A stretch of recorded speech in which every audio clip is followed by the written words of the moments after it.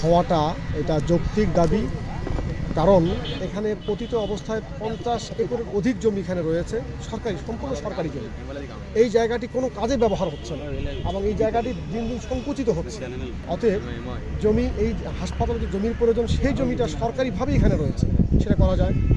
এবং এই স্থানটার পাশেই হলো আমাদের বিমানবন্দর, সৈয়দপুর বিমানবন্দর। এখান থেকে 15 মিনিটের রাস্তা, এখান থেকে রেলওয়ে স্টেশন এই 5-7 মিনিটের রাস্তা। এখানে একটা হাইওয়ে, 4 লেন রোড রয়েছে। সব কিছু মিলিয়ে এখানে উত্তরা ইপিজেড, যেখানে চীনা শত শত নাগরিক সেখানে রয়েছে, চীনাদের বিনিয়োগ এখানে রয়েছে।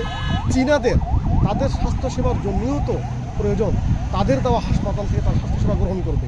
সব দিক বিবেচনা করে নীলফামারী শহরের অদূরে দারোয়ানি টেক্সটাইল মিলের এই মাঠটি হলো চীনা স্পেশালাইজড হসপিটালের জন্য সবথেকে উপযুক্ত একটি জায়গা, যে জায়গাটি উত্তরবঙ্গের সবগুলো জেলার কেন্দ্রবিন্দু একটা স্থল। এদিকে রংপুর, কুড়িগ্রাম, লালমনিরহাট, পঞ্চগড়, ঠাকুরগাঁও, দিনাজপুর একটা কেন্দ্রস্থল, একটা মিডিল পয়েন্ট হলো এই জায়গাটা। অতএব আমরা আশা করব কর্তৃপক্ষ এই বিষয়টিকে বিবেচনায় রেখে এই হাসপাতালটাকে এই দারোয়ানি টেক্সটাইল মিলের এই পতিত সরকারি যে জায়গা রয়েছে এই জায়গাতে এটা প্রতিষ্ঠিত করবে, এই ব্যাপারে আমরা আশাবাদী এবং সেজন্য আমরা যথাযথ কর্তৃপক্ষকে জোর দাবি জানাচ্ছি।